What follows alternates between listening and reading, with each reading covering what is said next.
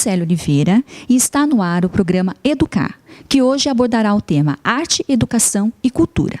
E quem está conosco para abordar esse tema é a professora mestre Márcia Japonese, que atualmente é a coordenadora pedagógica da Faculdade Anhanguera de Sorocaba. Professora Márcia, seja muito bem-vinda ao programa. Obrigada pelo convite, Ana. É um prazer. Muito bem, Márcia. Como você descreve a cultura e a arte dentro da educação e qual seria o papel da escola? De suma importância. Trabalhar dentro das salas de aula, arte e cultura é imprescindível. Não dá para não fazê-lo. A boa notícia é que, ultimamente, tem se feito mais isso, mas ainda não é o suficiente para que nós consigamos formar apreciadores de arte, ou que na nossa linguagem aqui de arte educadora a gente chama de fruidores, que são aquelas pessoas que vão além do primeiro olhar, do primeiro escutar, do primeiro perceber as linguagens da arte. E é na escola que isso pode ser trabalhado, é na escola que isso deve ser trabalhado. Então, os professores precisam de uma formação sólida para isso acontecer, precisam também ser pessoas que participem e que busquem a arte e a cultura para que o repertório delas seja enriquecido, para que elas consigam enriquecer o repertório das crianças.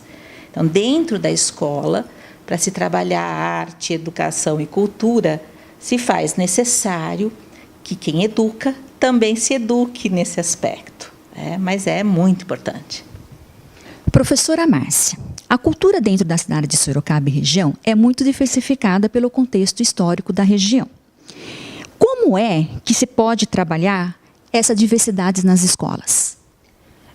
Primeiro que a proposta da diversidade ela tem que ser vista dessa maneira, diversidade. Então, amplitude de contações de história, de acesso às informações. E aí a gente pode falar de fotos, de documentos, de inúmeros recursos que a escola pode ter, principalmente quando é da cidade, que a gente chama de um microespaço cultural. Mas nunca esquecendo de relacionar esse microespaço cultural com o macroespaço cultural. O principal desse trabalho é fazer com que as crianças, no caso, ou os alunos, desenvolvam um sentimento de pertença, que a gente chama. Ou seja, a partir do momento que eu vou conhecer a história local, a história da minha cidade, como ela foi fundada, como ela se desenvolveu, precisa ficar claro que todos nós fazemos parte disso, não importando em que tempo isso esteja acontecendo ou tenha acontecido. Porque aí vai ser mais fácil trabalhar com outros conceitos como preservação, respeito a essa cultura e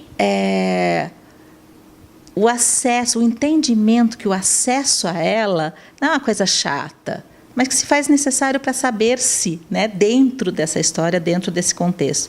Conhecer a origem da sua família, a origem do seu bairro, isso é precioso dentro da formação de cidadania. Então, a gente trabalha o microespaço cultural, que seria a história da cidade, dentro do estado, dentro do país, dentro do planeta. E a gente vai perceber que existem referências de outros lugares que foram trazidas para cá, que nós influenciamos outros espaços.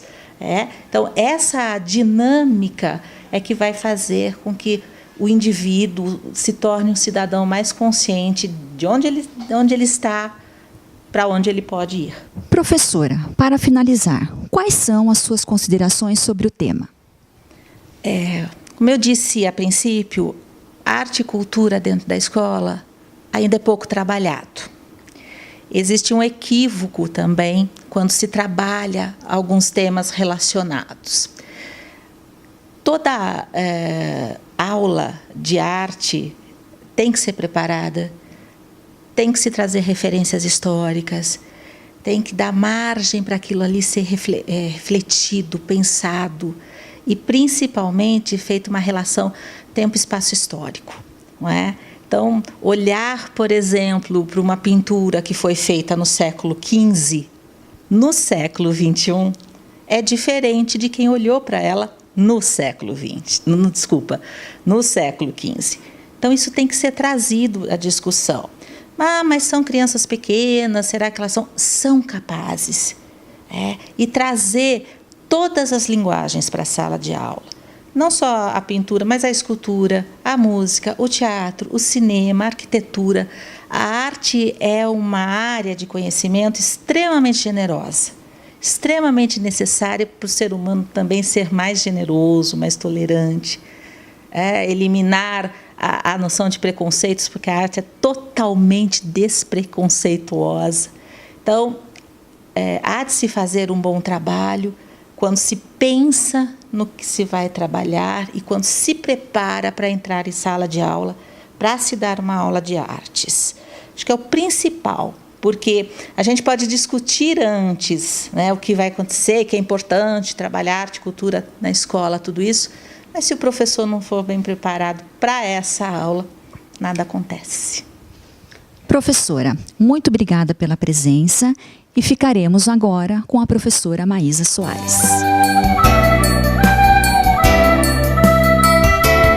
Olá, pessoal. Hoje o nosso tema é arte, educação e cultura. A cultura é um elemento do comportamento humano, com muitos significados variando entre os mais diversos povos.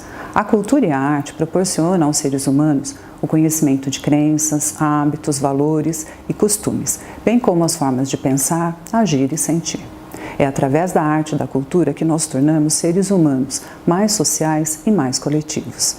A herança cultural de um povo é um grande presente para a humanidade. Dessa forma, precisamos conhecer, respeitar, interagir e divulgar todas essas manifestações da arte e da cultura na sociedade em que vivemos. Superar barreiras entre os povos também é um dos elementos básicos da arte e da cultura, buscando aproximar as pessoas, valorizando o que há diferente em cada povo. Se aproximar e conhecer um pouco disso é buscar a cidadania. Portanto, pense nisso.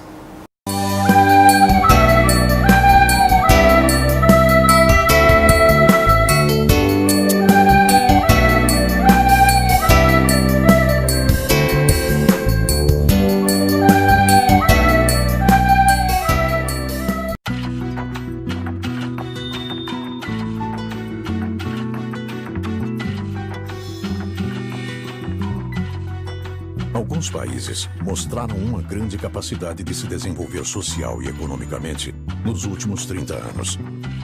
Nós perguntamos a pessoas desses países: qual é, na sua opinião, o profissional responsável pelo desenvolvimento? Delera. 선생님. El maestro. 오빠야. The teacher. Le professeur. Venha construir um Brasil mais desenvolvido, mais justo, com oportunidade para todos. Seja um professor. Bom dia! Vamos lá? Informe-se no portal do MEC. Ministério da Educação. Brasil, um país de todos.